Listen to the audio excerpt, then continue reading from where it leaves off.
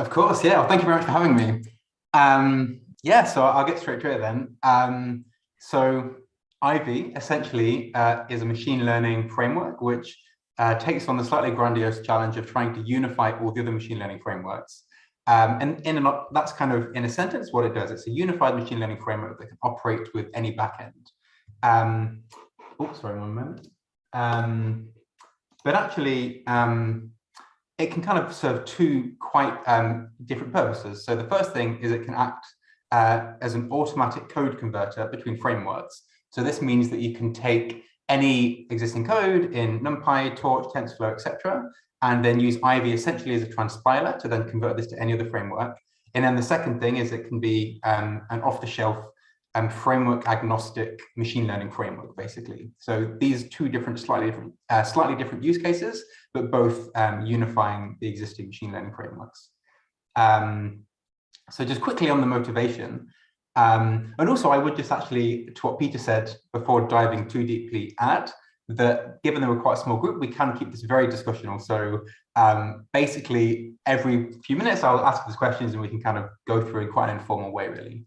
But just a quick point on the motivation then. So basically this is a graph showing the number of GitHub repositories, the number of the number of GitHub repositories containing the term deep learning as a function of time. So basically showing what we all know, the number of people working on deep learning is kind of skyrocketing and continues to do so.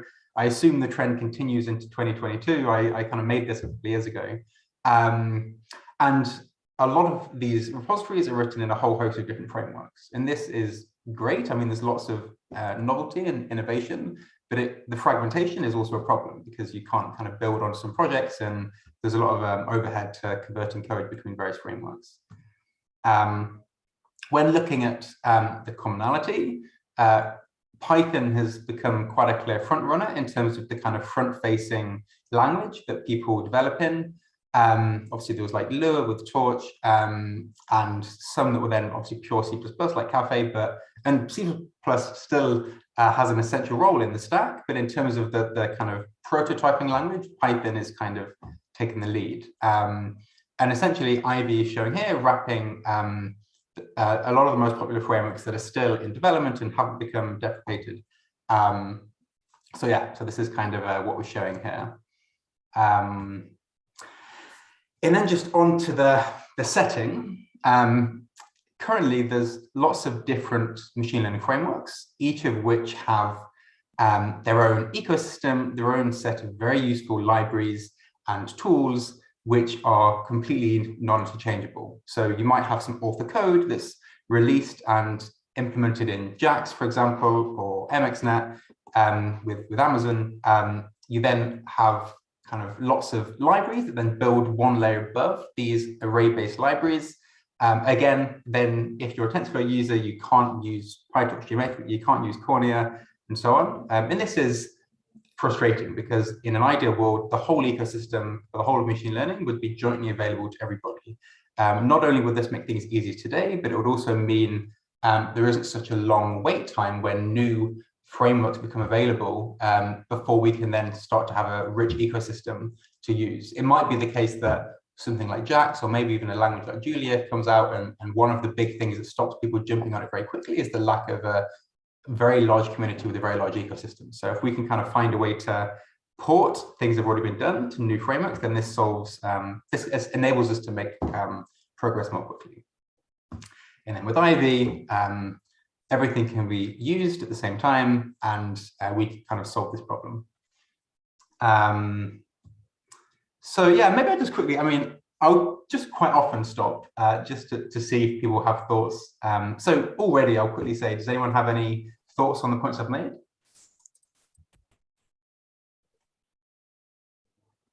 No? Oli, go ahead. You're unmuted, I think. Maybe you want to speak? It's all good. No? Okay.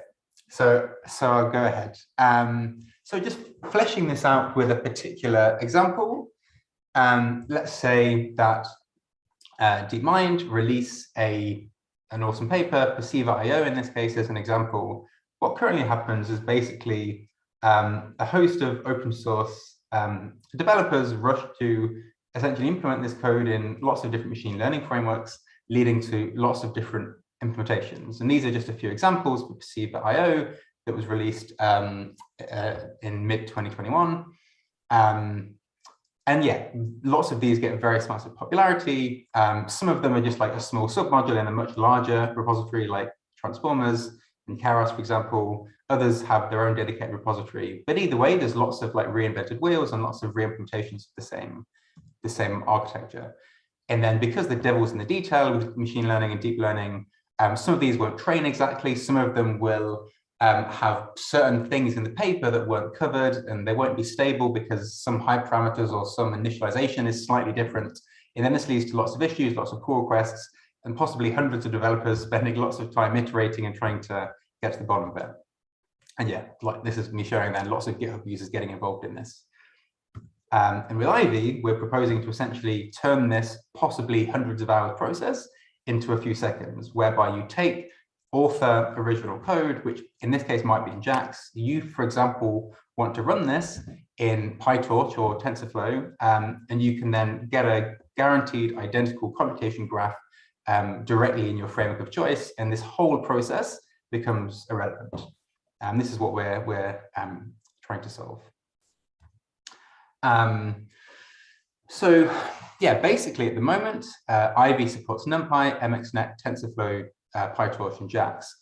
But because we have created the abstraction at the level of the functional API, which is a relatively stable kind of level of abstraction to step in at, Ivy is primed to adopt and wrap other frameworks that get released into the future very quickly. And just as an example, it took a few days really, or maybe kind of less than a week to get all of Ivy's libraries, all of Ivy's network implementations, and the whole high-level ecosystem that we've built in Ivy to support JAX very quickly, long after we'd already started building this high-level code, and essentially wrapping a new framework into the function, into the Ivy's functional API doesn't take much time at all. So when a new framework comes out in future, Ivy can wrap this up very quickly, and the whole ecosystem can then support this new framework instantly. And then another point, so we've been focusing very much on just kind of more so the functional API. But this slide here is really just to demonstrate that there's a lot of redundancy and reinvented wheels at the high levels of these frameworks as well. So all of these, TensorFlow, PyTorch, JAX, and MXNet, all of them have their own version of a module. So in this case, it might be a Keras module. This case, it's a Torch module. And then Flax is an example we've chosen here, which is one, just a library just on top of JAX, where there's a module as well. Same with MXNet, same with optimizers and so on. And what we do with Ivy is, because we wrap the functional API, we can create these high-level classes once without needing to wrap these classes. We just wrap the functional API, and then we have these single classes that support all of the frameworks. So this is just a solution with a lot less code duplication than is the case currently. Just a question to make sure I understand. The functional API is the C++ code that is in the bare bones of each of those frameworks? Actually, no. It's basically the Python API, but it's one where there's no stateful operations. So it's this API that all of the classes build upon, but that explicitly receives its inputs and returns its outputs. So in the case of a convolution, it would be a function that receives the weights as inputs and returns the result. Whereas when you have torch nn module conv, you only receive your kind of input, and the weights are kind of implicitly in the background. So it's a Python API. And this is only the functional parts of that API, which means that we don't have all the functionality that each one of those platforms gives, the full functionality. No, you don't. But essentially, we recreate this in Ivy. So, for example, Torch would have torch.nn.linear, and we have ivy.linear, which is compatible with PyTorch. And you can also use it with PyTorch, but we don't wrap the high-level code because it's just less scalable. It's more work, and it's not necessary. Yep. And then this actually, this is something that was on the Reddit post you did, and I thought it was a very interesting point that I wanted to kind of explore a bit. And this is a very funny cartoon about how standards proliferate. And one could argue that maybe Ivy is in danger of leading to this situation here, where there's lots of different standards and Ivy just throws itself in there, creating another one. And isn't this kind of a problem? And essentially, I think the main point here, first of all, is that whereas in the case of AC charges, character encodings, and instant messaging that are kind of referenced here, where it's kind of very much a one or the other setting, Ivy is entirely complementary. So there's no kind of competition actually with Torch or TensorFlow. Essentially, you can use 1% Ivy code, 10% Ivy code, or 100% Ivy code. Your Ivy functions can just essentially be used where you need them and then work entirely alongside PyTorch or TensorFlow as well. So there's no kind of need for us to compete with the standard and try to kind of try to become the new normal necessarily. But having said that, I actually do believe that standardization in this case would be very useful. And there are many examples in computing where standards have helped. Take, for example, being able to do custom building of hardware. There's lots of standards that make it possible to essentially plug and play and build up your own personal computer, and many others. And essentially, there is currently a big effort outside of Ivy with the Consortium for Python Data API Standards to essentially create this standard for Python array APIs. And all of these logos, I won't go through them all, you probably recognize some. All of these are involved in one way or another, whether it's contributing directly to the standard, whether it's funding the company which is creating the standard, or anything in between. All of these are involved in this standard. And this is some awesome work that the people at this consortium are working very hard on. And Ivy is fully aligned with the standard. We're actually currently in the process of updating our API to be in alignment. And so are PyTorch, as a matter of fact. And NumPy is as well. And I think Jackson TensorFlow are in the beginning of this as well. So this is actually something that is looking likely to become increasingly important in the coming months and years outside of Ivy. And then a point just here is that we're currently working with, well, we're currently in talks with open source developers from a whole host of different organizations and linked with a lot of different open source repositories. Again, I won't go through them all, but you'll recognize some logos here: PyTorch, Geometric, Cornea, FastAI, Pyro. Well, I'm going through them all now.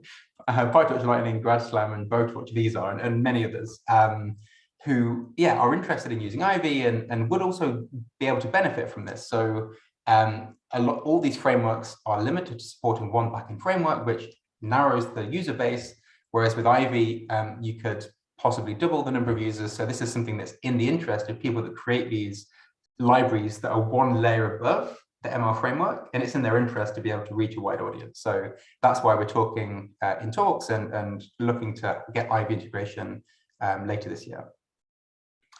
So I'll just stop there. That's probably quite a clean place just to quickly, I do talk quite quick, so please, there's no silly questions, but I'll quickly stop if there's any questions.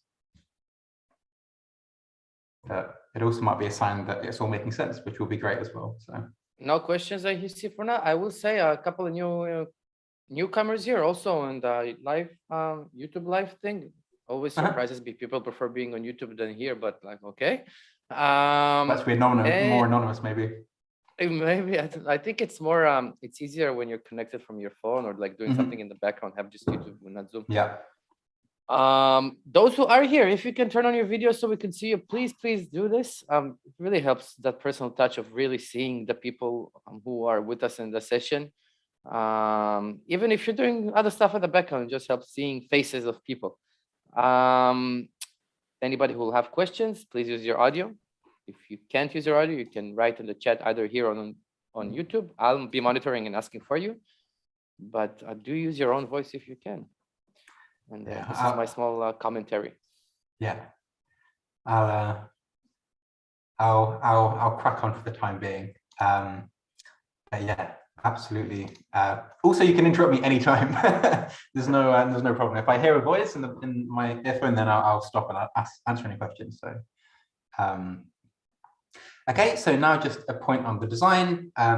just kind of supplementing what I've just said. So essentially, Ivy sits above, just above the deep learning framework, but you still are able to develop, obviously, in C++. I mean, this might be Torch script.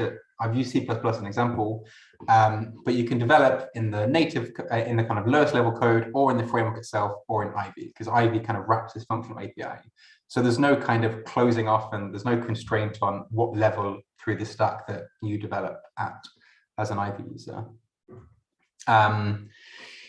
And then just a point on the kind of overall design. And this image might be a little bit to take in, quite a lot to take in on first glance. So I'll kind of just go through it quite quickly, just kind of in a simple high level way. I won't be going into lots of detail in how this is all designed. I've actually given a more technical lecture recently, which you can find on YouTube, which I do dive into all of the code. But I'll just kind of go on the high level here, and then we'll focus this talk a little bit more on some of the applications of Ivy. But essentially, the main points to start with are the backend API and the Ivy API, and then also the framework handler. These are kind of, I'd say, well, the building blocks as outlined here. There's then the Ivy compiler, which I'll talk about in a moment, but these three are kind of the best starting point. So let's start with the backend API. The backend API, in the simplest case, is lots of framework-specific implementations of these functions. So taking clip as an example, essentially all the backends have slightly different syntax. They can also have different semantics and different behavior, but in this case, it's just syntactic difference. And this is then essentially what the backend look like. It's backend implementations of functions such that we can then modify those implementations so they behave in a uniform manner following the Ivy API, which then is here, Ivy API, where we have one function with one name, one set of behaviors, which unifies all the backends as shown here. And with this function, it's very simple. And then effectively the framework handler, again, I'm not going to dive into this in lots of detail, but essentially just enables us to interchangeably set the backend by like ivy.setFramework, ivy.unset, and we don't need to re-import anything. It will just dynamically update the dict of the Ivy global namespace so that your backend just changes behind the scenes and you don't need to re-import anything. And then the graph compiler, again, in a sentence really, this is a dependency graph, I would say. So we actually start with code, we then run the graph compiler and we get a computation graph. And again, just to kind of give a high level of what this means, it means we take any PyTorch code, for example, which can have high level classes and torch modules and optimizers and so on. We then essentially create a function with some defined inputs and outputs that we would like to compile. And then we run the Ivy compiler, and what we get out is a graph, basically, which is composed of the functional ops which constitute that function. So even if you do a forward pass of a high level class like a torch module, all of this graph returns are the functional ops. So this will be the lowest level of the Python code in PyTorch, which stitches your inputs to your outputs. And then we can execute this graph very easily and very quickly. And again, I kind of just want to give you a bit of an idea of what Ivy is doing here, but the point isn't to do a super deep dive into the code, but just kind of give you an understanding of how the high level structure is and why the design is the way it is. So yeah, this is the question about the graph. Yeah. Will that be, in this example, it will be a PyTorch formatted graph? Yeah, well, it would actually, so it's all in Python actually. And it's essentially PyTorch, just, I mean. Sorry? The original, you used PyTorch, the framework, as the example here. Yeah. And they have their own graph formats in comparison, for example, to TensorFlow. Yeah. So no, it's not using PyTorch's graph format. It's actually just something, a custom dict that we've created in Ivy that just essentially, it's our own custom graph definition, basically, which composes, and again, we've done this so it's reusable, so we can apply the same graph compiler to any backend framework without needing to kind of wrap anything else. Yeah, so it's just our own. And then the next point then is Ivy as a code converter. And this is then where the front end API comes in. So we've seen that we have the backend API, we then have the Ivy API that wraps this, and then we have the front-end API that wraps the Ivy API. And again, taking this simple example, we have the backend API, we have Ivy's API, and then we have the front-end API where we essentially re-implement these functions, but do so using Ivy. And again, in the case of Clip, this is essentially just a name change, but for more complicated functions, it might be the case that to implement NumPy's version, you actually need to use two Ivy functions because you can't actually just do it using one, because maybe there's a weird function that one of the frameworks has that isn't well supported by others. And then it might be the case that these two Ivy functions, both when they wrap their backends, actually have a couple of different functions that are used. So it's not always as simple as just a name change as shown here, but this just keeps this example quite concise. And then basically with our re-implemented front-end APIs, with then calling Ivy's method, Ivy then calls the backend methods, we can essentially arbitrarily select anything on the left-hand side and anything on the right-hand side. And this enables us to convert any code from the right-hand side and run it using the backend on the left-hand side. So in this case, we can take some existing Torch code and we can run it in JAX kind of by following these arrows. So I'll quickly stop there.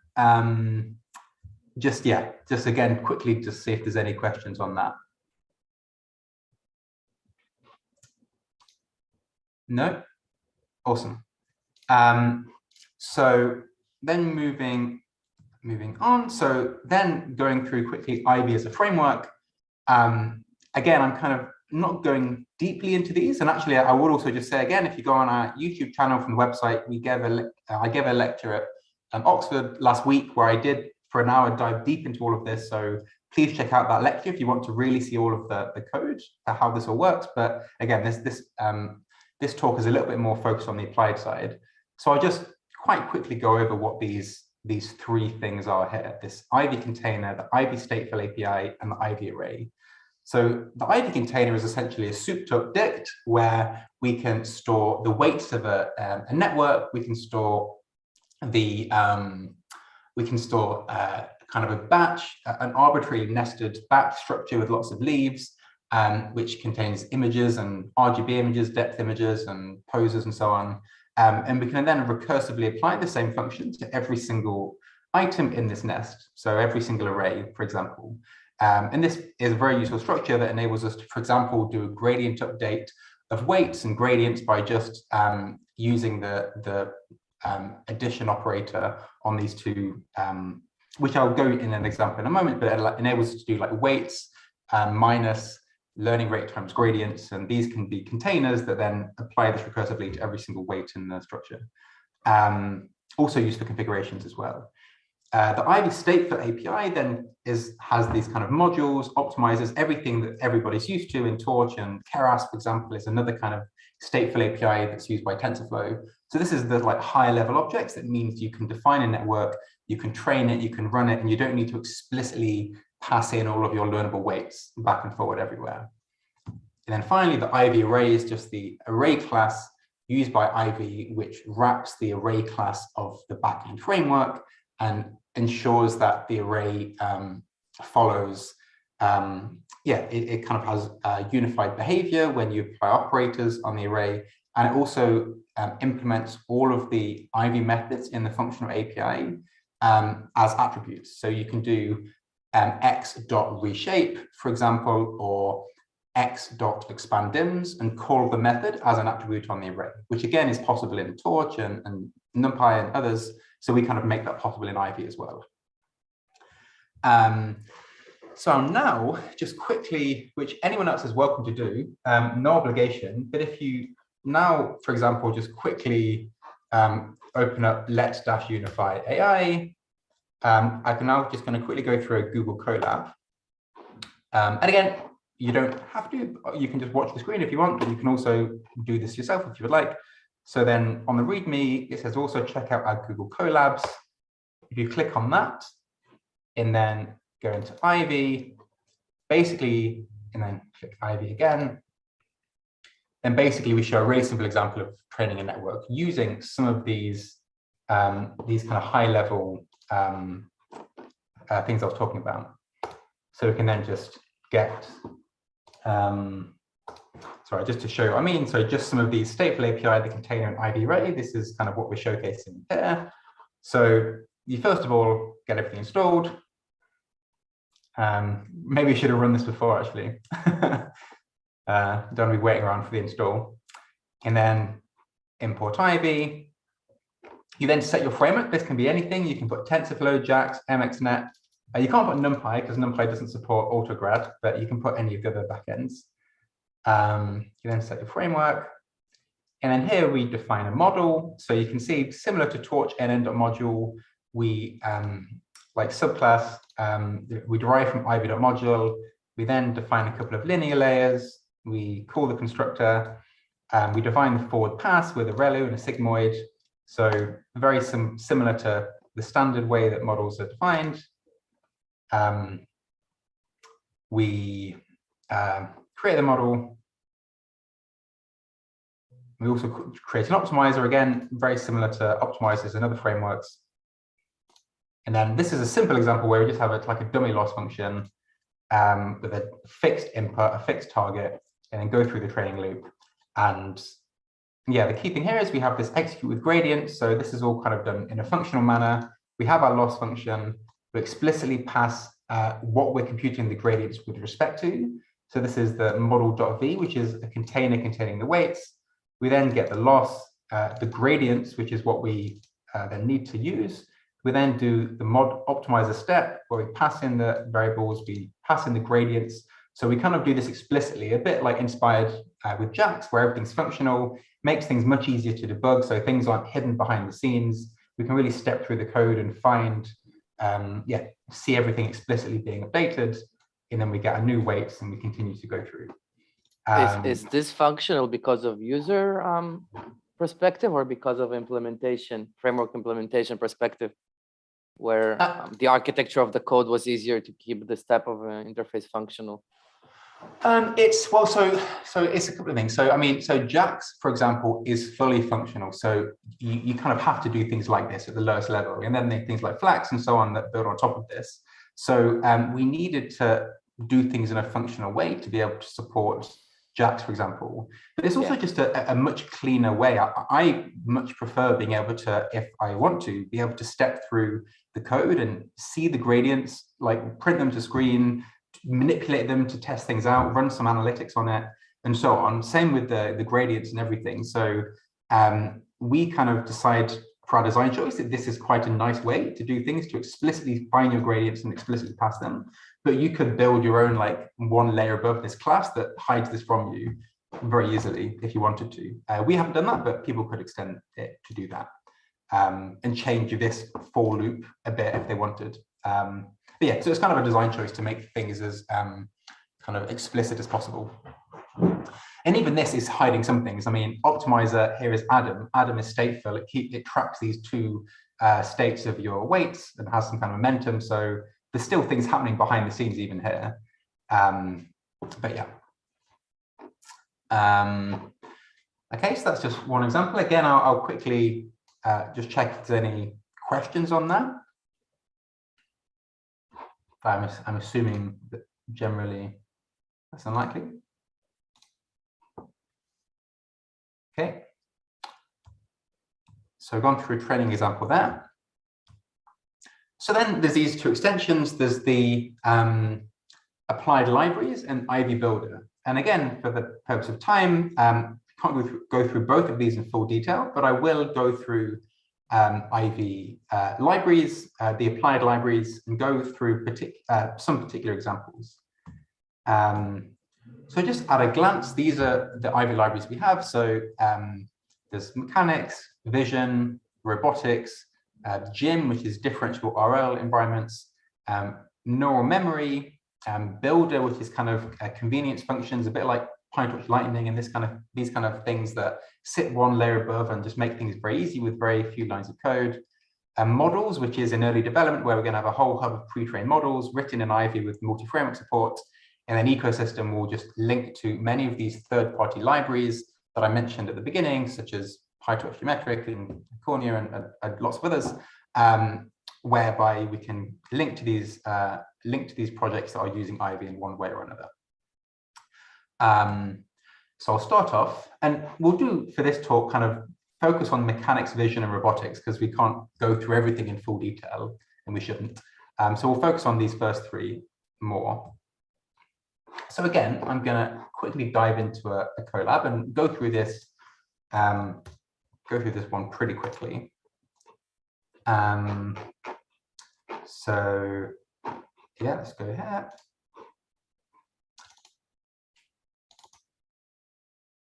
So basically, Ivy mechanics is pretty much as you'd expect.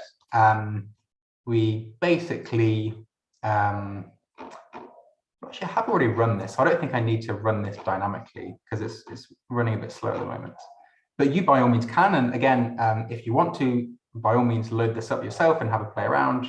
But I'll just keep the pre-run for now. So we import Ivy, we import Ivy Mech. Again, beforehand, we install Ivy Core and Ivy Mech. Actually, we wouldn't need to do this. We could just call this because Ivy Core is a dependency, so you don't even need this line. Again, we'll set torch for this example, but in other examples, we use some others. And then this has basically just got lots of modules for example, we define a rotation vector. We can then convert this to a rotation matrix. We can convert this to Euler angles. We convert this to a quaternion, to axis angle representation, and then we can come back to a rotation vector and get the same as we had at the beginning.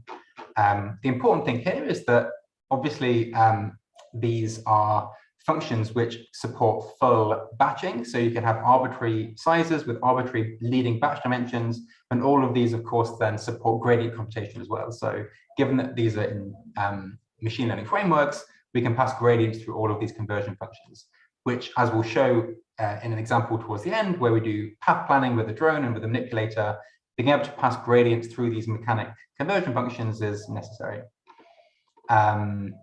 We then have pose representations, so we can represent Cartesian position. Again, if you have the Colab open yourself, you can change these to any values and have a play around. And then, yeah, what I'm showing here is we just then have different pose representations, which we can also pass through conversion functions. So we can then have a rotation vector pose, which has the position 3 vector with the rotation vector 3 vector. Convert this to a matrix pose where we have like a 4x4 matrix representation of the pose, then an Euler pose, which, as you can imagine, is then just the 3 final values of your Euler angles, quaternion pose, and then again we can convert back to our rotation vector pose and again get the same input we had before. So, and all of these representations have different uses for different settings, but we can convert between any representation, all in a fully differentiable manner, which we can propagate gradients through. And then just again, we have Cartesian coordinates, convert to polar coordinates, convert back to Cartesian coordinates. We have frame of reference transformations where we can define a transformation matrix, create homogeneous Cartesian coordinates, transform these coordinates using the 4x4 matrix, make these homogeneous coordinates and then convert the inverse transformation matrix and convert back again. Again, I won't spend lots of time on this, like it's all kind of pretty basics of linear algebra, but the point I'm making is that anything related to kind of these linear algebra transformations and mechanics, Ivy supports with all of these backend frameworks and does so in a fully differentiable manner. So again, this is useful if you want to be doing end-to-end training of something that involves these conversions. And just two kind of examples that are a bit fun in a simulator. There's a function which is a target-facing rotation matrix where you just give the position of a camera, position of a target, and you can compute the rotation matrix. And this is just a camera tracking a plant pot, just using this Ivy method. This doesn't require it to be differentiable, but just an example of a function and what this looks like in the 3D world. And then this is simply showing the polar conversion. Again, we essentially have an omnidirectional camera, and then we convert the polar coordinates to Cartesian coordinates and just render the point cloud from this omnidirectional camera using this conversion. A bit of a kind of toy example, just showing that these functions can be used for like some real things in the real world. So that's mechanics, pretty basic. It's kind of the building blocks really of like anything you're doing in the 3D world. But again, all of this being differentiable is something that's very useful, as we'll get to with the robot examples. Before diving into the vision examples, I'll take a quick break again, just to see if anyone has any questions. But hopefully this is all. Oh, yeah. I have, but maybe it should wait for the end of the talk. The questions are for limitations of the framework, especially with things regarding custom operators, things regarding optimization of runtime, and also I had another one I forgot. I'll write it down after. So maybe we can ask it in the end. I don't know. Maybe you're talking about these things also at some point. Sure. So I mean, so actually, we can. So basically, the plan for the rest of the talk more is kind of to go through some of these examples and see the applied stuff a little bit more on the kind of in the 3D simulator setting. But I can. So I think it's best to talk about that at the end. Actually, given we've still got another 45 minutes, I won't spend too long on these examples. Then we can have a real interesting discussion about that stuff, I think. Yeah, I think the comparison would be very relevant. Like if somebody needs to choose a framework now, so they would know like what to expect with each choice and what Ivy gives or doesn't give. Sure. Yeah. I mean, just to give you a sense early, broadly speaking, we did a runtime analysis and we get something in the order of 1% overhead or something. So in some cases it's a bit more, but generally speaking, it's not much at all. It's all in the paper actually. So at the end, I can open up the paper and look at some tables and dive into that a bit more. There's also going to be probably a chapter in this recording of that part. So we'll sounds good as well. So let's just quickly dive into some Ivy vision examples. So again, this is like people maybe have have a good experience with vision and 3D, but maybe not everybody does. This example, basically, we import everything as normal. Again, by all means, play around with this yourself. We load in some matrices for 2 cameras. We also load in the depth and RGB for these 2 cameras. This time we're going to use TensorFlow. So again, a different backend framework. These are some helper functions just for visualizing various, like the optical flow using a color wheel. Just various visualization functions that we can kind of just skip through because they just help show things. And then we just now here show how we represent things using Ivy Vision. So we can come up with, well, our image dimensions in this case are given here. We then compute the point-to-point offsets, the camera perspective angles. If you're familiar with multiple view geometry, you'll be familiar with how we compute these. And then we can create an intrinsics object, which using this perspective angles and PP offsets to intrinsics object here. So we have all of our intrinsics then contained within this object. We can then load in the matrices for our camera 1 and camera 2, which are based on a real scene. So we have like a fixed 2 images that were captured using PyRep, using our CapDSM. And then we can use the function inverse extrinsic matrix and intrinsics to cam geometry object. We then get the camera geometry, and we can see this is what it looks like. We get the focal lengths, the perspective angles, the PP offsets, the calibration matrix, inverse calibration matrix, camera centers, rotations, and then the full matrices as well, which includes both the extrinsics and the intrinsics together as a 4x4 matrix. So we only need to define a couple of things, and then we can quickly call these methods to create these objects that contain all kinds of different representations for our camera geometry.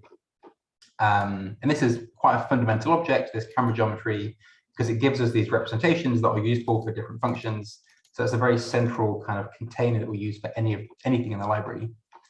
And then, we load the color images, load the depth images. We use this depth scaled pixel coordinates representation where we essentially take the pixel coordinates, make them homogeneous, and then multiply the whole vector by the depth, which gives us a representation that's primed for conversion using some of these transformation matrices. And then simply just show these are the images that we're working with in this simple example. As you can see, there's just 2 images from slightly different poses of the same scene. from pose 1 and pose 2, and then the depth image is shown here. And then, and I'm blasting through this a little bit. I don't think going into the full details of multiple view geometry is entirely necessary. But kind of what I'm just showing here is this is a Jupyter notebook that anyone can go through and kind of learn some of the basics of optical flow and depth reprojection.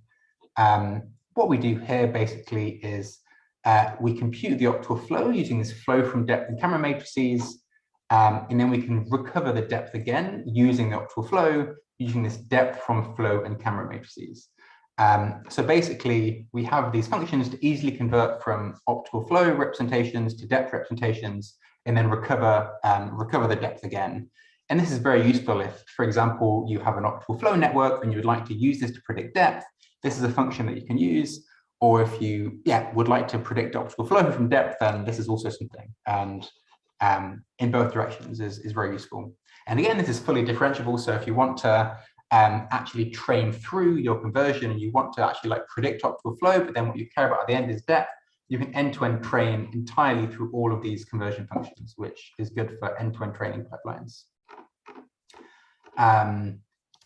Then just showing again what we can do with the warping functions.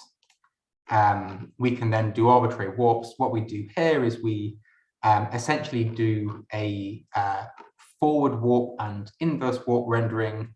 So in this case, we can do an inverse rendering where we check the depth buffer, so we can re-render in frame 2 using all the information from frame 1, and we can also do this with a forward warping. Again, don't need to go through every single line in full detail, but if anyone does have questions, I can go through in more detail. I'm kind of gauging the interest a little bit. But generally speaking, these are kind of off-the-shelf 3D projection functions. But again, for all frameworks in one syntax, all end-to-end. So it's kind of tidying up all these very different libraries and all different frameworks. This is kind of one place where all of these can be done in a unified way. And then, so this was with inverse warping. You can do forward warping as well to then get a rendering with forward warping instead of inverse warping.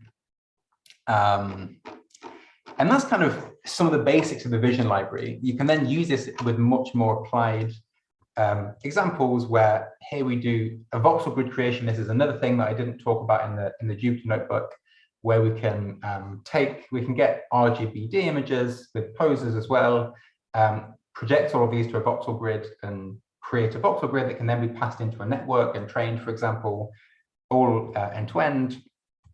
And then again, just kind of an example of rendering, again, fully differentiable rendering by taking in known images with known pose and known depth.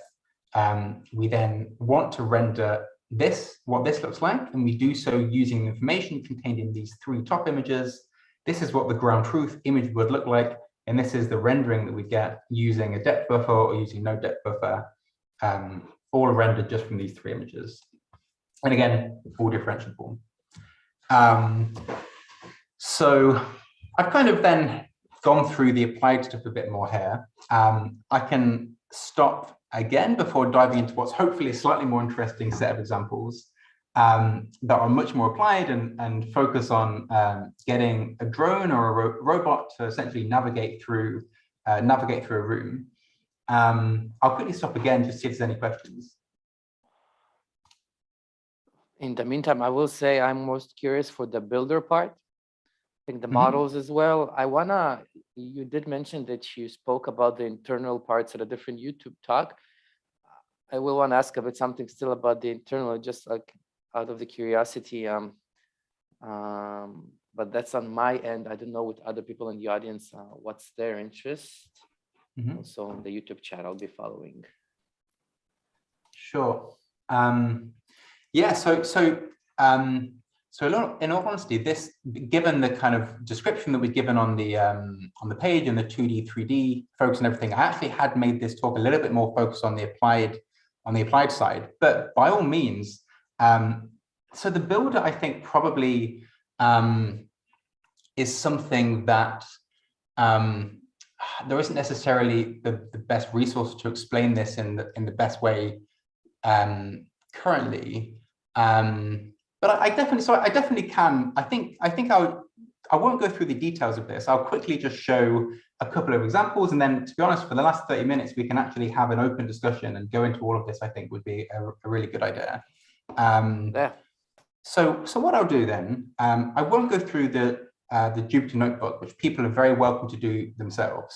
I'll just kind of close this section on the applied libraries just by going from a high level through this particular example, whereby what we can do is take a known start pose, and this is for drone, a known goal pose. We then define, we have some optimizable anchor points, which we don't decide. These can be free variables. We can then sample through this pose space to get rotation vector.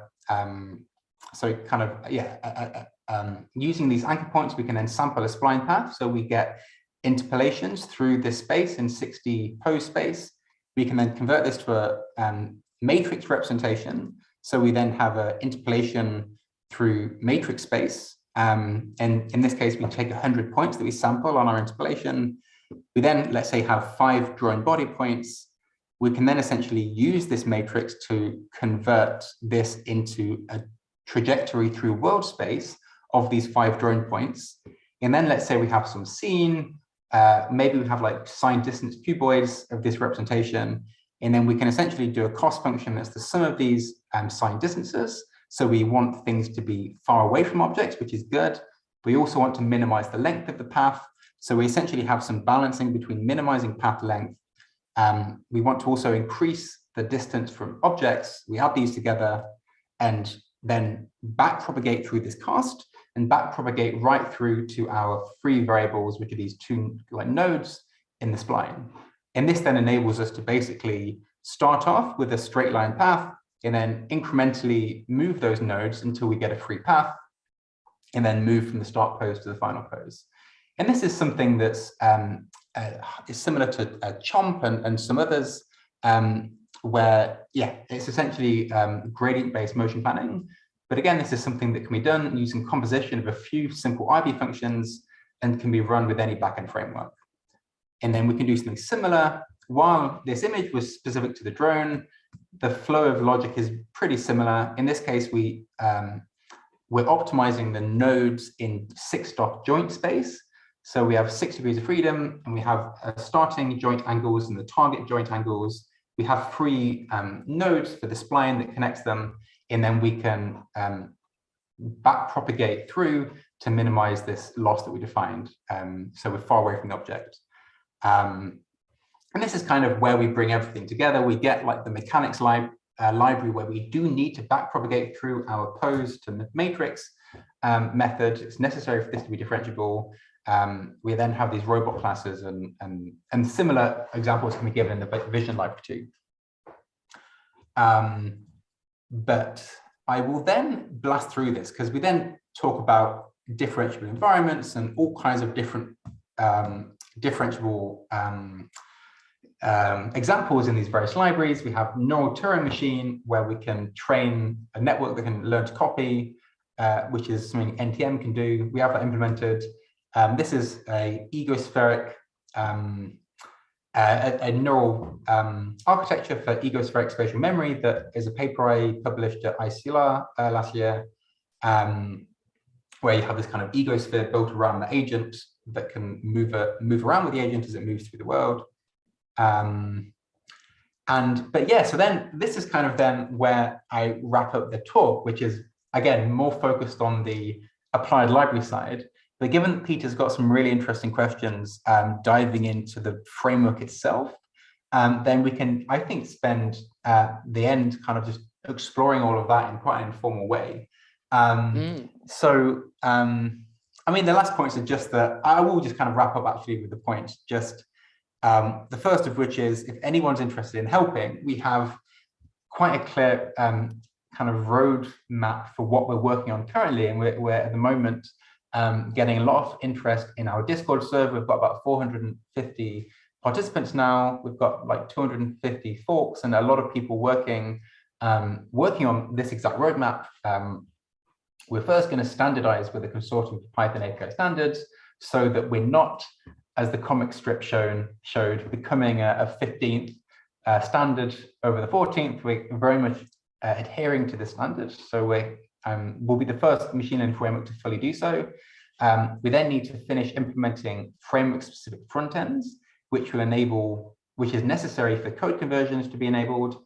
Then we will get all of our code conversion functions fully working. And then finally, we'll work on providing support to many other libraries in the ecosystem, the whole ML ecosystem, so that they can get these code conversions working very quickly. We're also hiring, so anyone that's interested in doing paid internships, check out this deep-iv-limited.breezy.hr. And now we can dive into lots of the technical side of Ivy, because I'm sure Pete has some questions. So yeah. First of all, please send us the Discord link. Sure. And we should also send it in our Discord server.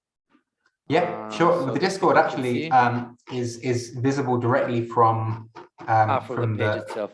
So from the README here. Yeah. Let's still send it to people here, and I'll add it also to the YouTube event. Yeah, I'll quickly add it to the Zoom thing. I'll send it afterwards. I'll send it after the talk. I already saved it, so no worries. I'll also send it to you guys here in the chat. Everybody has it. 6 people in, and I'll also send it to YouTube Live. I saw people couldn't connect via Zoom. Don't know why, so that's why some are in YouTube Live right now. Right. I want to say that that example with the robotic arm and the commands, full pipeline written in one, using basically one framework Ivy, and could work on all others. Quite pretty. It's quite elegant from a coding perspective. Tough to achieve. I think this is what I would like to focus on with our discussion now, Daniel, is achieve generalization with every type of function, every type of implementation, special use cases, special operations, especially if there are custom-made operations written maybe in low level. Let's say somebody wrote a TensorFlow function with a low-level TensorFlow function, if it could be even implemented using Ivy. This is where I personally will see the limitations, and would love to hear if they're solved or not. But the fact that there is this thing is beautiful in my eyes. And another thing, which I think is the challenge, but also the interesting part in this project, is how to make many examples like this that people could like find and immediately use without developing much. And getting straight benefit, because this is what will pull people towards like a real unified framework. And not one of 15 from my perspective. Beautiful initiative still. I think this is like this. Thank you very much. Project. Thank you. But these were comments, these weren't questions. I have a list of questions, but maybe Daniel, you want to start from something specific and I'll ask, or you want me to shoot the first question? I can just quickly maybe comment on some of the things you just said there, and then maybe dive into with very specific questions. Just quickly on the fact that there might be some very particular functions in some frameworks that aren't in others. Generally speaking, what we are doing at Ivy is never holding a framework back. So we're not like finding the lowest common denominator. An example of this would be Jack PMAP and Jack's VMAP and Jack's PMAP, where others don't support this. What we would do in this case is have it's not implemented yet, but it's quite early on the to-do list, is have an Ivy VMAP and have an Ivy PMAP, and essentially implement this. In the case of frameworks that don't provide these functions, we'll implement this as a composition as best as we can to get input-output behavior matching. And if it's not efficient for that framework, then it's over to that framework to kind of have an efficient implementation that we can then wrap as soon as possible. So we don't like hold a framework back. So a JAX user would not lose functionality because they're using Ivy at all. And generally speaking, I think the trend is that when one framework adds something that's fundamentally beneficial, other frameworks are encouraged to then add that as soon as possible. And you could see maybe TensorFlow 2 as being partially inspired by PyTorch with the eager mode and the kind of class focus. Also now Torch is adding VMAP and PMAP already into master. I'm not sure it's fully functional, fully got all the functions, all the functionality, but I'm sure it will do soon. So I think this is also kind of a short-term problem, probably, where other backends will support fundamentally useful things. But anyway, but by all means, go into some specific questions. That was just a yeah, quick point like for this thing, first of all, you're right. When there's something, there's a new operation which is mutually beneficial for frameworks, everybody's implementing it. Yeah. Still, sometimes there are implementations that are beneficial more for one framework or more prioritized with one and not the other. In this case, from a developer perspective, within Ivy, basically, you'll be chasing 6 frameworks, and like if you add a 7, then 7 frameworks and more. So there's like a balance here on how much all the frameworks will be aligned together, and how much not. And like if you could be in that balance, and if you could balance, if Ivy could balance this out, I think that's an execution question. I'm right now building a company myself, so all the time I'm thinking about, okay, where are the limitations or whatever is happening. Yeah, that's where I see it. But one quick point to that is the fact that frameworks are already working to adhere to the Array API standard. So, for example, if you check out Torch's issues, there's a lot, and you type in Array API into the PyTorch issues, they are working hard to make maybe 80% of it will then adhere to the standard. And the same NumPy now has an Array API submodule which adheres to the standard. So if this trend continues, then while they won't all fully be compatible, it will make our job at Ivy easier, where we can then fully wrap the last 20%. And also, I would say that just from my experience over the last 2 years, we haven't had to change anything really once we've wrapped it, because there's strong backwards compatibility requirements for all of these frameworks. So even if they change the namespace slightly, it's not like, particularly the functional API is not a turbulent piece of code. It's something that has to stay stable and does, and is not therefore very hard to maintain. And also finally, I think broadly things haven't changed much since NumPy came out in 2006. There is semantic differences, and there are important differences that you've alluded to, but generally speaking, there's only so many ways to manipulate an array or a tensor, and like I don't think they're going to like drastically change. So I think the task isn't as monumental as it might seem. But we do only support like 5 at the moment, and maybe supporting 10 does have hurdles that I'm underestimating. But it's so far not been a monumental challenge. Which leads to another question I had. From a development perspective inside of the project, what are the hardest fronts right now? Like, what are the technically the hardest, or like resources wise the hardest? Yeah. I guess like having a nice way to do multi-device support is something that we haven't like worked out what the best abstraction is for that. There is multi-device support, but it follows kind of PyTorch's way of doing this a bit, and having like distributed tensors,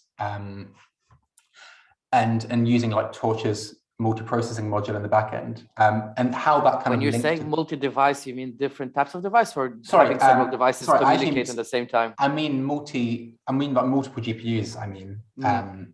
And training one job on multiple GPUs, and then multi-host is then a whole nother thing, like multiple nodes. So knowing the best way of doing this, obviously Jax has PMAP, and kind of how that links into a very different API that's in Torch distributed, and trying to kind of somehow create a unified layer there is difficult, but it's not necessarily the lowest hanging fruit for us to solve. And also then making it efficient, so that if you're running in eager mode, Ivy adds some wrapping overhead necessarily. So Ivy's graph compiler essentially removes this, just to kind of, maybe this is a good slide just to leave. Just to leave on. So Ivy's graph compiler means that you take any code and you just get the low level, well, the lowest Python level of your backend framework. So if this code here is lots of Ivy code, if you run it without compilation, you're going to have a small overhead every time you go into an Ivy function, because Ivy wraps the function. In Python, this does add a little bit of overhead. Same with the Ivy array, which again is an array that wraps a PyTorch tensor or a NumPy array or so on. So if you're running eager mode without compiling into TorchScript or C++, using like the built-in compilation like tf.function and compiling to XLA and so on, which you can do through Ivy, you can compile the native backend, and in this case, there's no overhead from the wrapping. But even if you want to run in eager mode, Ivy compiler solves this because it throws away all of the Ivy stuff and just leaves you with the backend ops. And this is a bit of a challenge. Answers another question. Right.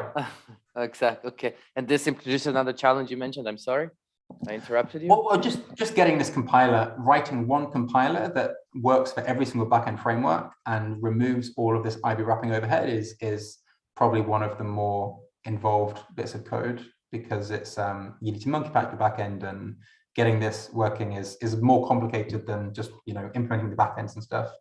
And also the module, I mean, getting the implementing the Ivy module so that you can essentially do arbitrary backpropagate. So you can kind of train, as I did in this simple IPython notebook, and to have that fully functional so that it supports PyTorch and JAX was a bit of a challenge. But these are just coding implementational challenges. I mean, and it's not a huge challenge.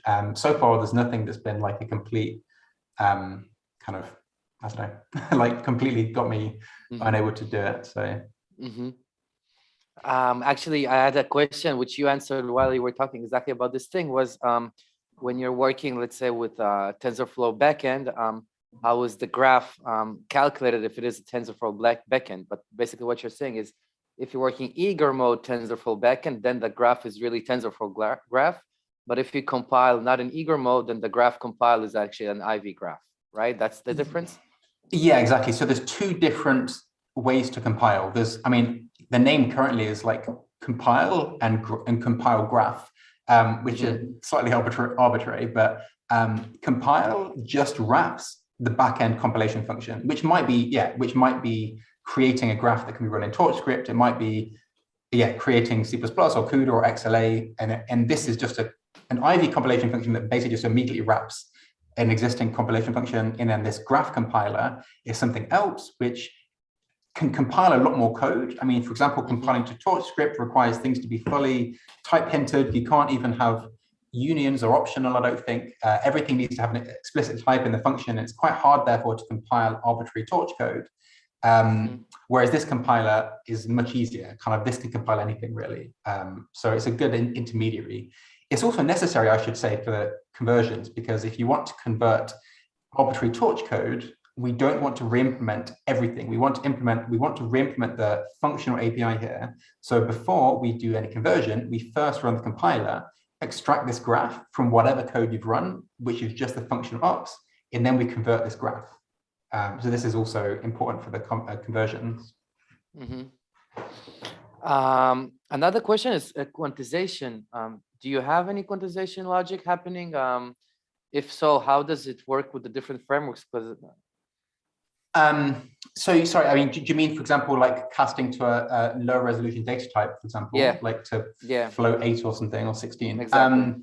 Yeah, this isn't something we've got implemented so far, but it's something that I think if any frameworks support recasting, then we'll just wrap the necessary code to just do a recasting. Are there kind of complications I'm not thinking of here? From what I know, these are low-level implementations usually. There's no like a functional Python API for these things, like at least in TensorFlow.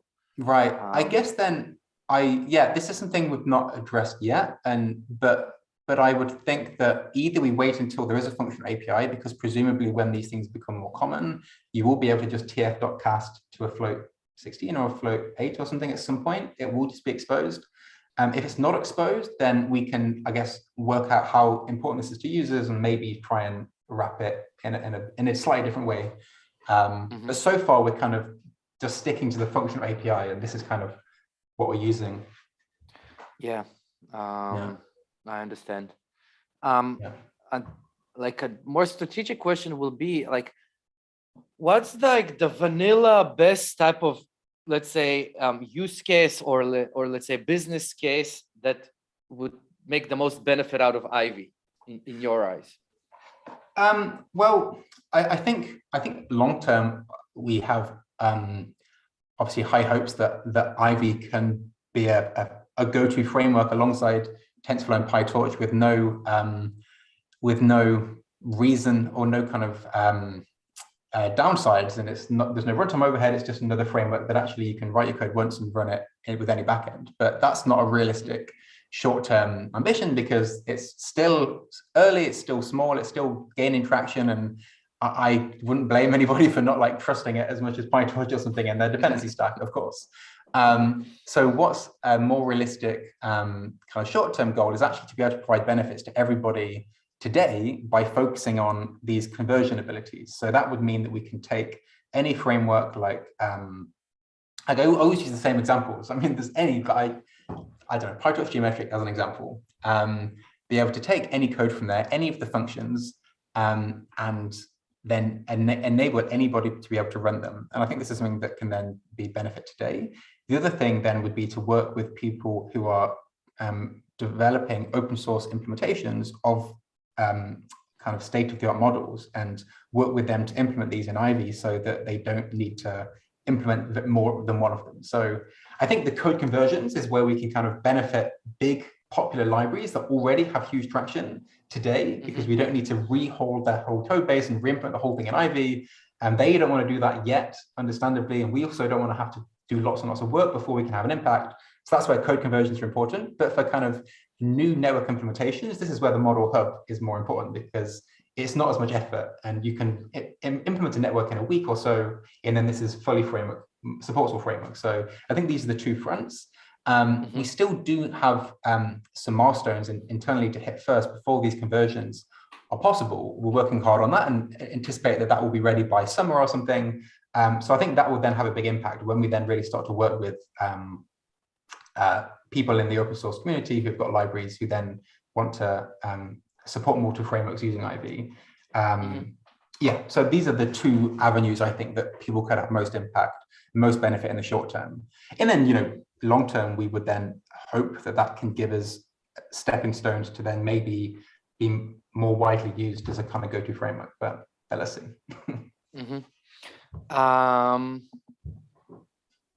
Next question I had, actually, I don't think that's after what you said is relevant.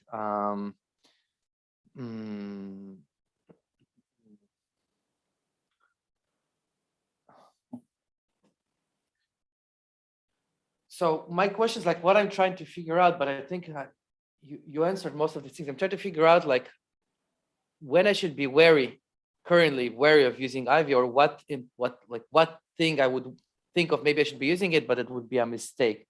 And the things that popped up were like custom models, especially not Python based, but like a low level type of code based stuff that are like required optimization with CUDA. Quantization is a good example, or other stuff like that. Production environments in general. So a couple of things I would just say is that, at the moment, Ivy doesn't have a fixed way to handle custom CUDA operations and so on. It kind of operates with the assumption, as you're saying, that essentially everything is composed as a composition of the functional APIs of framework. So at the moment, we don't have a way of supporting that. Although there are ways we could do that. We could obviously then just like have abstractions at slightly lower levels, and that's something we do intend to do, but it's not kind of the lowest hanging fruit.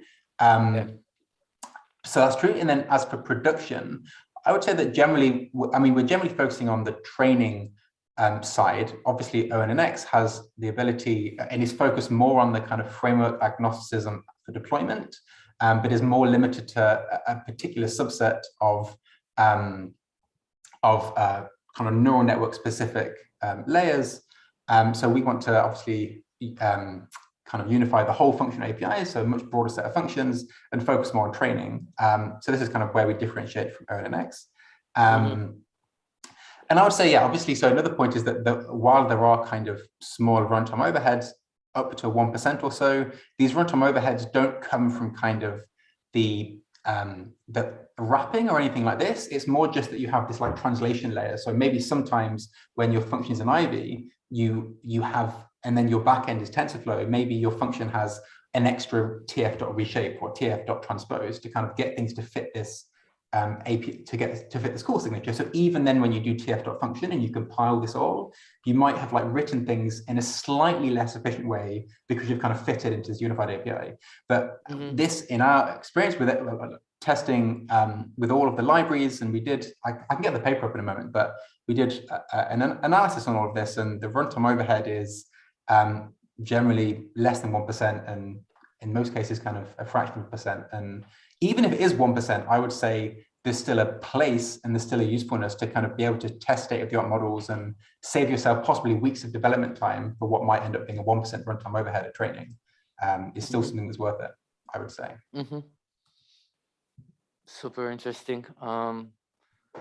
Really interesting that there's almost no overhead. Yeah. And also just another point that if frameworks slowly converge towards the array API standard, there will be less and less overhead because there's less and less extra work that needs doing to kind of complete the unification. Yeah, but this also means most networks are already unified as well, right? That means they're all the same. Yeah, if it gets fully, I think that the chances of it becoming entirely unified are not clear cut, whether you're really going to have 100%. But if so, then it makes our job easier. And if it gets really to that point, then yeah, that would be very useful for everybody. But I don't think it's going to get to that point anytime soon, unfortunately. No, there's limitations, especially like on really the low level and the production side. How to run multi GPUs is another good, important example for these things. Each framework sometimes does it a bit differently. Yeah, there's also strong backwards compatibility requirements that in general means that they can't just suddenly change the whole API overnight. Yeah, you know, I like a question that popped up when you were talking is like, how is, maybe that's a stupid question, but it's something that I didn't think through and I'm just shooting it out. So how is Ivy to TensorFlow, for example, will be different than Keras to TensorFlow? Like, so the idea with Keras was also to simplify the coding based on the backend Tensor. Well, originally it was Tiano, TensorFlow, and others currently it's just TensorFlow. So yeah, I mean, thematically, there's a lot of strong similarities with Keras. I mean, I guess importantly, Keras is no longer providing multi-framework support and is focused on TensorFlow. That's like obviously the first point. But secondly, I might be wrong here, but I think that Keras wrapped high-level objects as well, and not just the functional API. And so Ivy is very scalable because, I mean, again, kind of, I don't know where it is, but looking kind of to this point with the reinvented wheels, Ivy just wraps this, which is not that much work. It's very scalable, very maintainable. And then all of this we implement once again. So it means that these can all go through lots of version updates, lots of changes, and all of this doesn't need to change at all. So it's just a lot less work. And same when a new framework comes out, we don't need to wrap huge code base. We wrap 100 or so functions and then everything works. So it's kind of just a simplification on the abstraction. I don't want to get it wrong. I think Keras abstracted. You are right. You are right. I know Keras better since TensorFlow too. I knew it a bit less well before that. I will say the original plan was also to unify all deep learning frameworks originally. Until Google basically took over the project. Interesting. I think I ran out of the interesting questions that I had, like the stuff that I wanted to ask. Anybody else in attendance wants to ask anything or like say something? Looking at YouTube, no. Here on the chat also, no. So Daniel, what I'd like to do is like maybe sometimes people after they see the recording, they'll have other questions. They'll probably be on the YouTube recording or in our community. I'll be monitoring it. If there are, I'll send you updates. Yeah, I think this is a super cool project you guys are working on. You're basically taking it off where Keras 1 like stopped at, from what I see, and I think it's something I want to see succeed also from a business perspective. I want to see that it's something that you are able to sustain independent of Facebook or Google or some third party that I'm not thinking about now. Not only tech-wise, but business-wise, because this will mean that we could really have something independent happening here. Well, it's definitely our intention to keep driving forward with that, and we definitely don't want to be suddenly become kind of a framework specific tool because it's kind of against the whole ethos of what we're trying to do. So definitely that's something I'll keep trying to do. So it's a hard task to take, but it's a challenging and cool one at the same time. Yeah. For me, it was super interesting talk, Daniel. Really, thank you. Thank you. Best of luck with the project. Of course, from our community, you'll get like the exposure and everything. We'll post it all. Yeah, thank you. And who knows, maybe somebody else will want to join on. I know there are some people who are getting into deep learning and looking for cool projects, so they will be able to find yours. Yeah. You want to wrap it up? Should I wrap it up? No, I mean, I think that's, I can kind of say a few words. Yeah, I really appreciate you having me to talk, and looking forward to seeing maybe some comments on the YouTube and hearing anyone that reached out with questions. And yeah, it is definitely a big undertaking, and let's see if it was a wise decision to kind of put more of my research track on hold to try and solve this big engineering challenge. Let's see. I think no matter what, you'll come out good. I have a feeling it'll come out good no matter what. The question is if the original vision that's the one that will be implemented in the end. This is what we need to see. But you already built something of value here for research teams, I think, for sure, for people doing experiments, for sure. And this by itself is already a success in my eyes, I think. Yeah, no, thank you. Yeah, it's definitely something that if we get it right can be very impactful. So it's definitely worth a try, I think. Yeah, a beautiful note to finish on. Was great talking. Was great hearing about your project. Best of luck. Yeah, and for everybody who's watching the recording, until next time.